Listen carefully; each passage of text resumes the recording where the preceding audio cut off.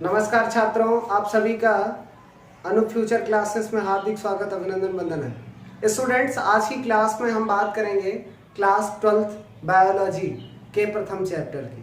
तो आज से हम शुरू कर रहे हैं क्लास 12th की बायोलॉजी। स्टूडेंट्स, आइए कुछ नया सीखते हैं।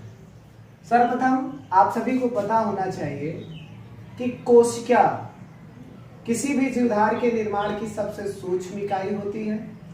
कोशिका के मिलने से ऊतक बनते हैं, ऊतक के मिलने से अंग बनते हैं और अंग के मिलने से अंग तंत्र बनते हैं और अंग तंत्र मिल करके मानव शरीर का निर्माण करते हैं। स्टूडेंट्स, आप सभी को पता होना चाहिए कि हम लोगों की बॉडी में कुछ महत्वपूर्ण तंत्र होते हैं, जैसे कंकाल तंत्र, अध्यावरणीय तंत्र, पाचन तंत्र,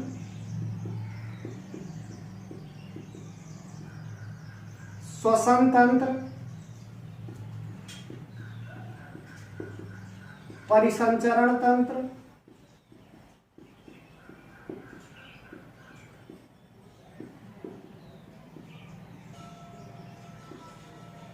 नियंत्रण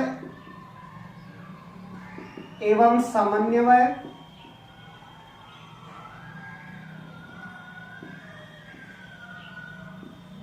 प्रजनन।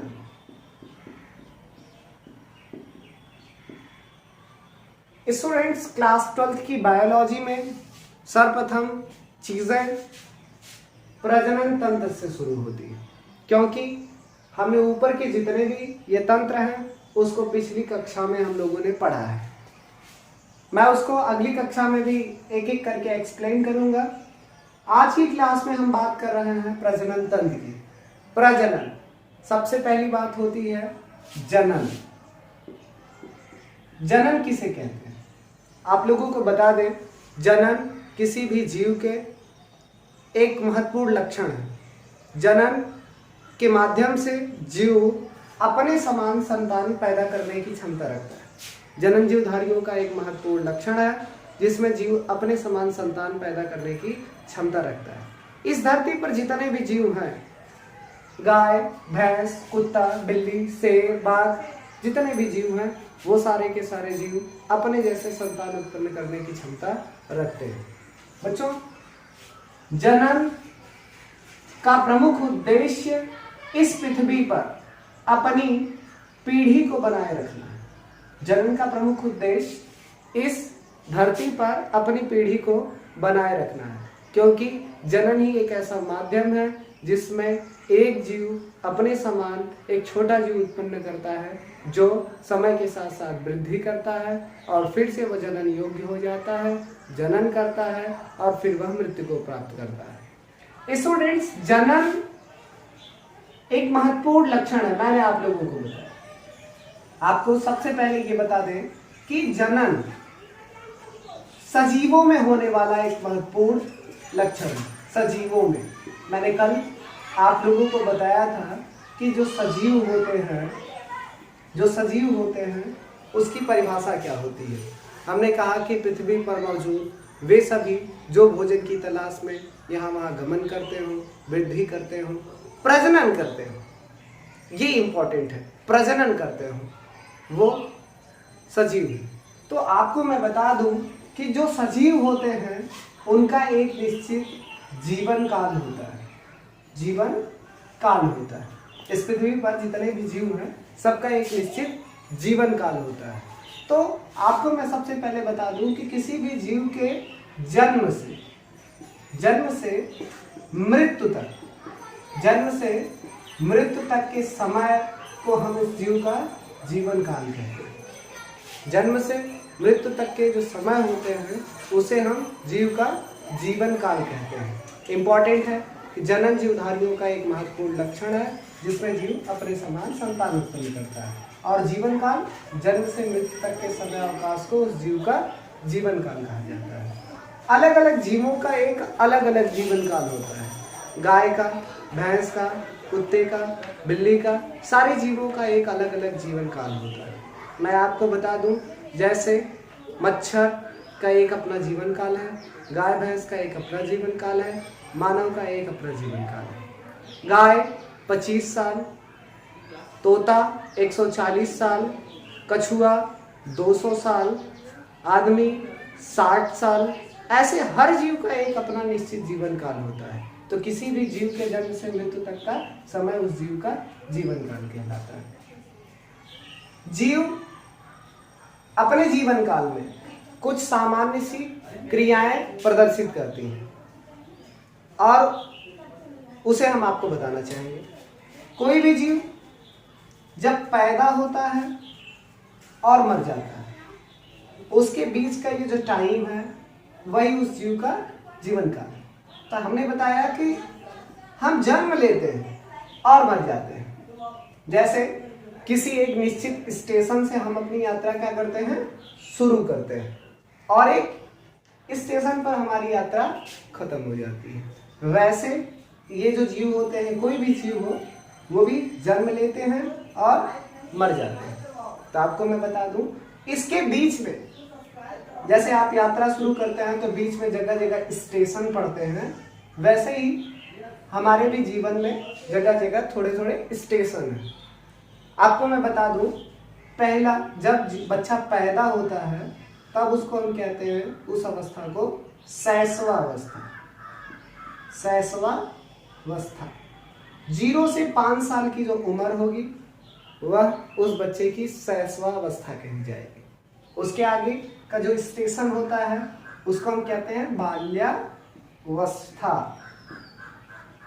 6 से लेके 14 वर्ष तक का जो बच्चा होता है, इस उम्र में उसे हम बाल्यावस्था में मानेंगे। तीसरी चीज जो होती है वो होती है किशोरावस्था। बच्चा जो है वो 15 से लेकर के 23 सालों तक वह लगातार बढ़ रहा होता है, वृद्धि विकास कर रहा होता है, अपना सामाजिक दायरा बढ़ा रहा होगा, वह उसका एक अगला पड़ाव है किशोरावस्था। इसे हम तूफान की अवस्था भी कहते हैं। जैसे कि आप लोगों को पता होगा कि बहुत सारे लोग होते हैं जो इस उम्र में कुछ बड़ा करने के लिए तत्पर रहते हैं। तो आप लोगों को पता हो कि ये तूफान की अवस्था है। जैसे जैसे बच्चा बड़ा हो रहा होगा वो बच्चा तूफान की अवस्था, उसमें हर काम करने की ज़्यादा जल्दी होगी, कम समय में ज़्यादा बेनिफिट उसको मिल जाए। आपको पता होगा, अक्सर आपको पता होना चाहिए कि ढेर सारे मामलों में, जो भी गंभीर मामले होते हैं, जैसे एक्सीडेंट हो गए या दूसरे कोई मामले हो गए, तो उसमें ये इस अवस्था के बच्चे ज़्यादातर सम्मिलित पाए जाते हैं। ये तूफान की अवस्था है, लोग बहुत कुछ तूफानी करना चाहते हैं। अगला जो पड़ाव होता है उसको हम बोलते हैं वयस्क अवस्था। वयस्क,